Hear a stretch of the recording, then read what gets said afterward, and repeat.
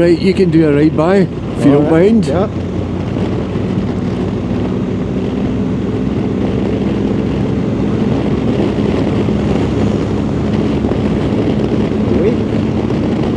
Cool.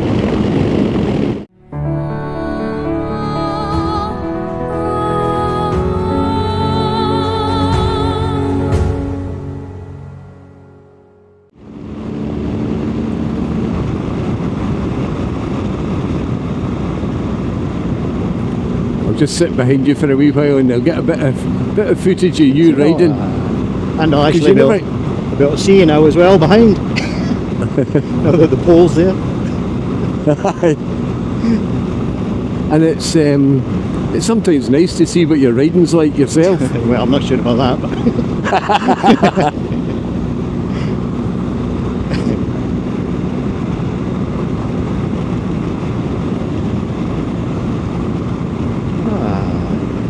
But an old MG.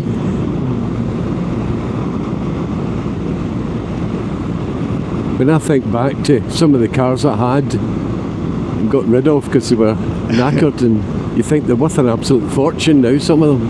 That's the thing, innit? Well, I've not been driving long on the great scale of things, maybe about 20 years. So I've not really had the older cars that some of the lads have had. My first one was a Micra. Oh, right. I had back in the day, I had a Mini, the original Minis, and it was a 1275 GT, and I sold it I think for £200, and it was in perfectly alright nick. It was just getting old. And that same car nowadays you're looking at 15 to 20,000. It's crazy, isn't it?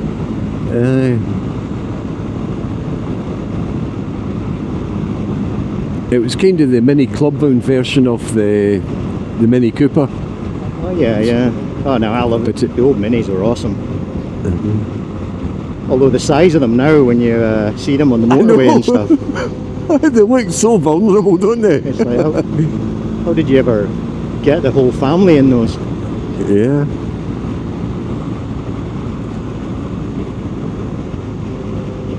We used to mess about with Minis when I was a youngster. We used to mess about with Minis a lot because they were dead easy to work on and modify. And so a load of us had Minis of varying iterations, and we were at the stage where we could swap over an engine in about 3 hours. Oh wow! But there was one of my mates. His engine was knackered. He had got another engine. Oh, I've got a good engine. And I said, right, okay. So myself and my mate Tommy went to swap it over for him, and we went round, took out the old engine, stuck in the new good engine, as he put it. It was fucking seized as well. We'd spent 3 hours swapping a shite engine for a shite engine. So you just got it from some random place? I don't know where he got it. Where I come from, or where I lived at the time, it was a place called Dunoon, and there was no scrappies. So what happened with cars that were at the end of their life was they went up to the local tip, and every so often they brought in a crusher, crushed them and took them away.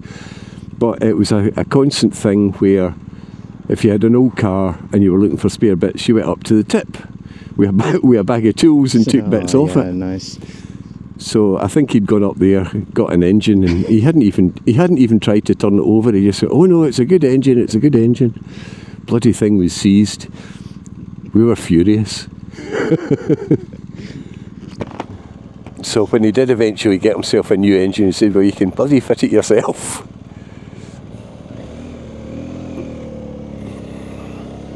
Yeah, I'm just useless at that. Not that I would have done it much, but the thing is, you can't really do it nowadays. Yeah, it was fine back in the day. Yeah, everything back in the day was very analogue and fairly simple. It was all mechanicking, and you had room to actually work in the engine bay. But nowadays, I couldn't do it now, that's for sure. But I mean, the thing is, back in the day as well, that you used to have to do the maintenance because your car needed constant fettling. You were always adjusting the points or cleaning the plugs or adjusting the carburetor. You had to do it to keep the car running. Right, yeah.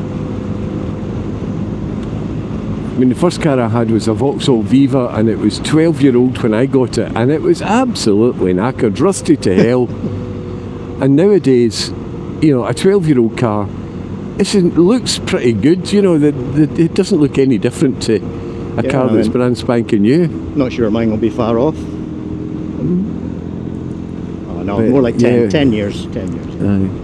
But back in the day, a 10-year-old car was at the end of its life, you know.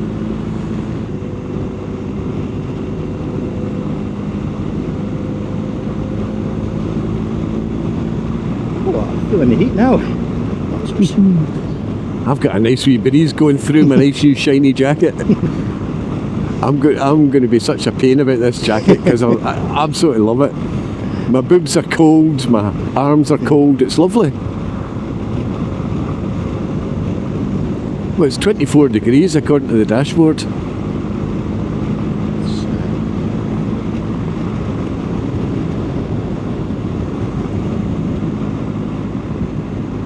I'll have to give my other one a try. Watch this corner, it's worse than you think it is. Okay, cheers.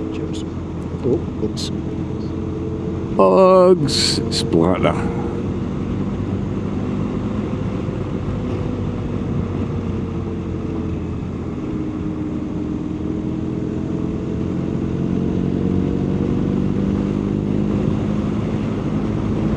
Your riding looks alright to me from here.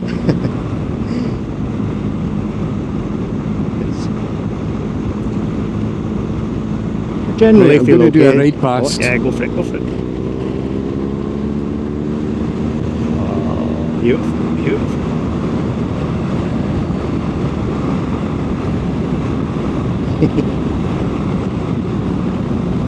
It's got to be done.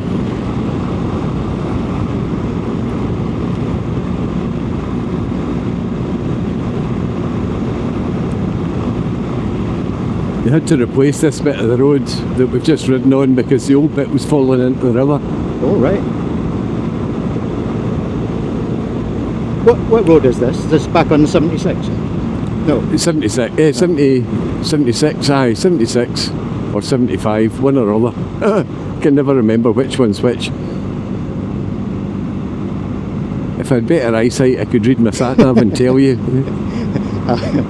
I looked up how you change the font size on the Android Auto. Aye. And you have to change it on your phone. So I'm not quite accepted that I need to change the font size on my phone yet.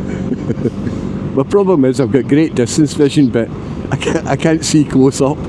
Yeah.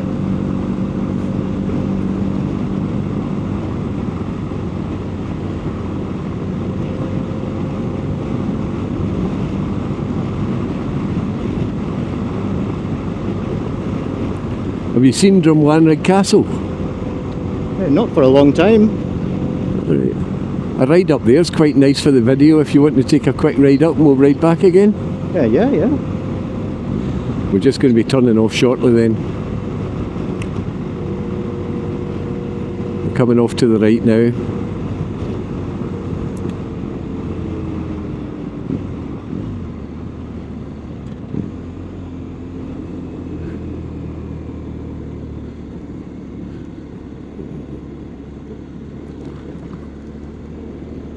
You over? Yep.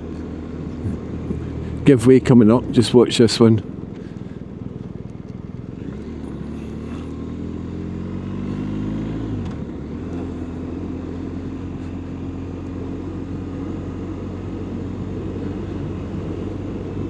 Nice wee road too.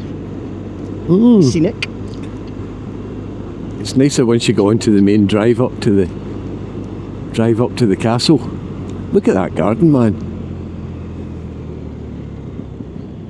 Somebody spends a lot of time in their garden. Jesus, yeah.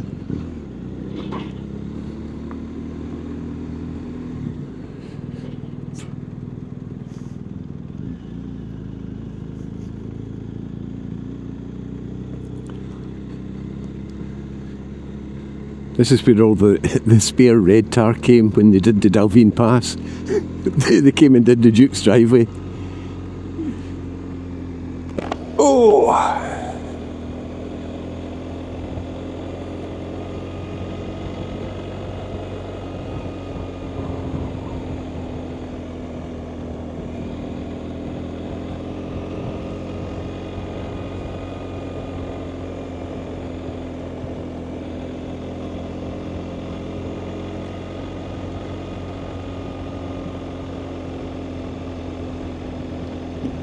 There's a house to live in up there on the right. Yeah.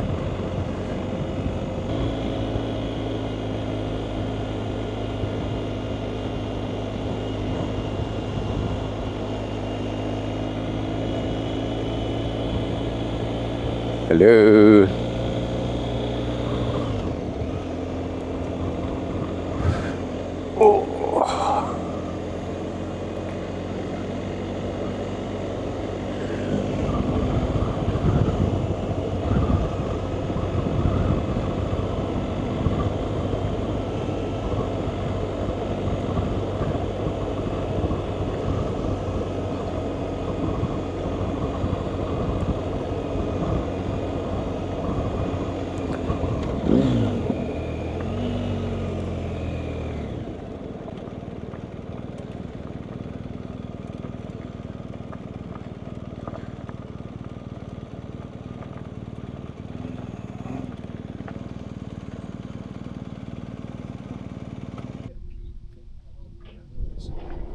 Whoa.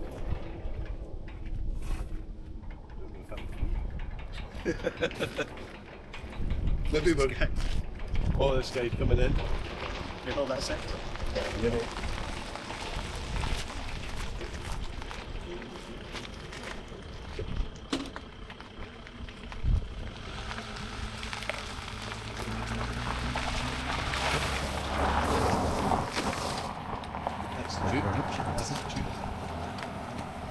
Just admiring his house.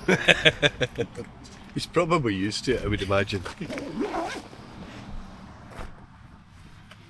Cameras are still rolling, I think. We'll be pressing the button to release the dogs. What are these scumbags doing outside here? Riff raff.